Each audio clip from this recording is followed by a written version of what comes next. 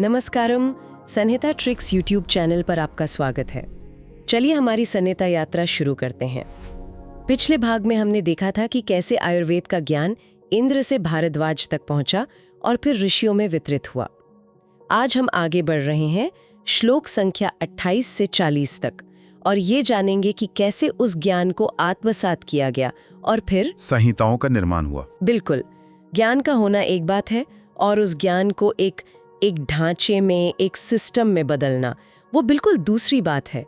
आज की हमारी चर्चा इसी सिस्टम के जन्म पर है और इसकी शुरुआत होती है श्लोक 28 से। हाँ, जहाँ ऋषि अपनी ज्ञान चक्षु मतलब ज्ञान की आंखों से ब्रह्मांड को देखते हैं।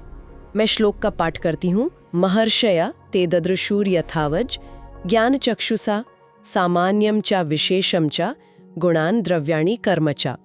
तो इंद्र से ज्ञान पाने के बाद महर्षियों ने अपने ज्ञान चक्षु से क्या देखा? उन्होंने वो 6 मौलिक सिद्धांत देखे जिन्हें हम षट पदार्थ कहते हैं। ये आयुर्वेद का आप कह सकते हैं ऑपरेटिंग सिस्टम है।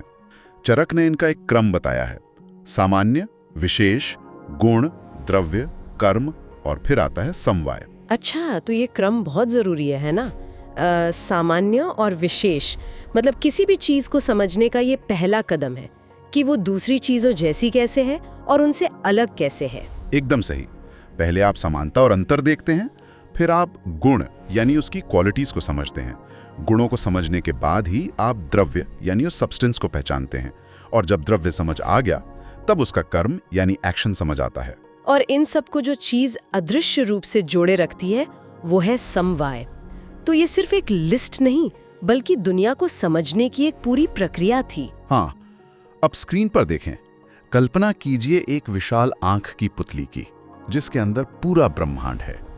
ये ऋषियों के ज्ञान चक्षु का प्रतीक है और इन 6 पदार्थों को चरक के क्रम में याद रखने के लिए एक ट्रिक है: सा, वी, जी, डी, के, सम।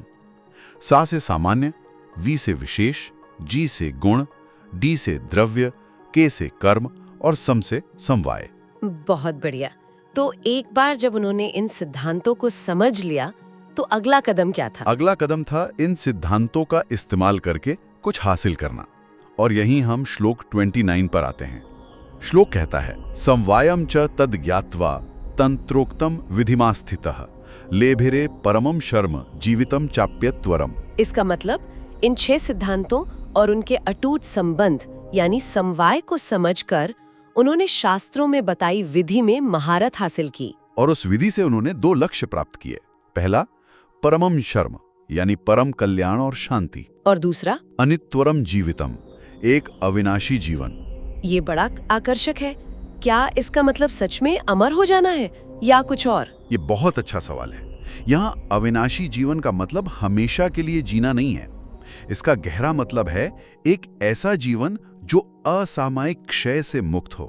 मतलब आप अपनी पूरी क्षमता तक जिएं बिना बुढ़ापे की बीमारियों के। ये जीवन की क्वालिटी के बारे में है, सिर्फ उसकी लेंथ के बारे में नहीं। तो एक तरह से हेल्दी एजिंग या ऑप्टिमल लिविंग का ये चरम विचार है। अब देखिए स्क्रीन पर, ये जो ऋषि एक सुनहरी चमकती राह पर चल रहे हैं, ये उसी विधि का प्रतीक है। और वो जो सामने उगता हुआ सूरज है वो उनके अंतिम लक्ष्य यानी परम कल्याण और शाश्वत जीवन का प्रतीक है। बिल्कुल। और ये ज्ञान सिर्फ उन ऋषियों तक ही सीमित नहीं रहा, इसे आगे बढ़ाया गया। यहाँ गुरु पुनर्वसु आत्रेय की भूमिका आती है। हाँ, श्लोक 31, अग्निवेशश्च भेलश्च जतुकर्णः पराशरः हारितः क्षारपाणिश्च जगृहुस्तन्मुनेर वचः। तो आत्रेय ने करुणा से ये ज्ञान अपने 6 शिष्यों को दिया: अग्निवेश, भेल, जतुकर्ण, पराशर, हारित और क्षारपाणी। और श्लोक के अंत में वो जो वाक्यांश है जगृहुस्तन्मुनेर वचः, वो बहुत सुंदर है। उन्होंने मुनि के वचन को ग्रहण किया। ये सिर्फ सुनना नहीं था, ग्रहण करने का मतलब है उसे पूरी तरह से आत्मसात कर लेना, अपने अस्तित्व का हिस्सा बना लेना। एकदम। अब देखिए स्क्रीन पर, ये 6 दिए हैं। हर एक की लौ अलग है जो हर शिष्य के अनोखे व्यक्तित्व का प्रतीक है। और ये सब एक बड़ी केंद्रीय लौ से ज्ञान ले रहे हैं जो उनके गुरु आत्रेय का प्रतीक है। और इन शिष्यों के नाम याद रखने की हमारी ट्रिक तो याद ही होगी। अभी जूते पर हरा क्षार, अ से अग्निवेश, भी से भेल, जू से जतुकर्ण, प से पराशर, हरा से हारीत और क्षार से क्षारपाणी। हाँ, तो ज्ञान तो सभी 6 को बराबर मिला, पर नतीजा एक जैसा नहीं था। और यहीं पर अग्निवेश की कहानी शुरू होती है, जो मेरे हिसाब से इस पूरे प्रसंग का सबसे अहम हिस्सा है। सही कहा। श्लोक 32 कहता है, बुद्धेर विशेषस्तत्रासी नोपदेशांतरम मुनेह, तंत्र से कर्ता प्रथमम अग्निवेशो यतो भवत। इस श्लोक की दूसरी पंक्ति नोपदेशांतरम मुने है। इसका मतलब गुरु आत्रेय ने अग्निवेश को कोई अलग या अतिरिक्त उपदेश नहीं दिया था। ज्ञान सबके लिए एक जैसा था। तो फिर वो पहले संहिता लिखने वाले कैसे बने? जवाब पहली पंक्ति में है, बुद्धेर विशेष तत्रासीत। उनमें बुद्धि की विशेषता थी। ये उनकी अपनी बुद्धि थी जो असाधारण थी। ये व्यक्तिगत प्रतिभा का उत्सव है। बिल्कुल। अग्निवेश एक तरह से पहले महान एडिटर या क्यूरेटर थे। ज्ञान के सारे बिखरे हुए धागे उन्हें गुरु से मिले, लेकिन उन धागों से एक सुंदर व्यवस्थित कपड़ा बुनने का काम उनकी अपनी बुद्धि विशेष ने किया। अब स्क्रीन पर देखिए ये बुनकर वाली छवि। कई बुनकर है, लेकिन एक केंद्र में है और उसका करघा और धागे सुनहरी रोशनी से चमक रहे हैं। ये अग्निवेश है जो अपनी असाधारण बुद्धि से ज्ञान के धागों को एक तंत्र में बुन रहे हैं। और फिर अग्निवेश के बाद बाकी शिष्यों ने भी उनका अनुसरण किया। श्लोक 33 और 34 बताते हैं कि बाकी पांचों ने भी अपनी अपनी संहिताएं रची। लेकिन उन्होंने अपनी किताबें लिखकर बस रख नहीं दी। उन्होंने अपने काम को गुरु आत्रेय और दूसरे महान ऋषियों की एक सभा के सामने प्रस्तुत किया। हाँ, तो ये तरह से उस जमाने का पीयर रिव्यू था, है ना? बिल्कुल, एक अकादमिक और आध्यात्मिक पीयर रिव्यू। ये दिखाता है कि विज्ञान हमेशा एक सामुदायिक प्रयास रहा है और सभा की प्रतिक्रिया शानदार थी। वे प्रहरिष्ट हुए, मतलब बहुत ज्यादा खुश हुए, और उन्होंने कहा कि ग्रंथ यथावत सूत्रतम है, यानी पूरी तरह से सही ढंग से रचे गए हैं। तो उस ज्ञान को एक आधिकारिक मान्यता मिल गई। अब देखिए, ये जो भव्य सभा की छवि है, केंद्र में गुरु आत्रेय हैं, चारों ओर महान ऋषि और शिष्य सम्मान पूर्वक अपने ग्रंथ प्रस्तुत कर रहे हैं। ऋषियों के चेहरों पर वो जो खुशी है, वो उस पल के महत्व को दर्शाती है। लेकिन ये सिर्फ उन ऋषियों की ही मान्यता नहीं थी, है ना? इसके बाद जो हुआ वो तो और भी अद्भुत है। हाँ, इसके बाद का वर्णन बहुत काव्यात्मक है, लेकिन उसका संदेश बहुत गहरा है। श्लोक 35 से 37 बताते हैं कि जब ऋषियों ने उन ग्रंथों की प्रशंसा की तो उनकी वो पवित्र ध्वनि स्वर्ग तक पहुंची और तीनों लोकों में अहो साधु साधु की प्रतिध्वनि गूंज उठी। वाह, कितना अद्भुत, कितना सही। मतलब कमाल है। एक किताब लिखी गई और पूरा ब्रह्मांड जश्न मना रहा है। ये दिखाता है कि उस ज्ञान को कितना ऊंचा दर्जा दिया गया था। बिल्कुल, उसे सिर्फ इंसानी बुद्धि की उपज नहीं, बल्कि एक सार्वभौमिक सत्य माना गया।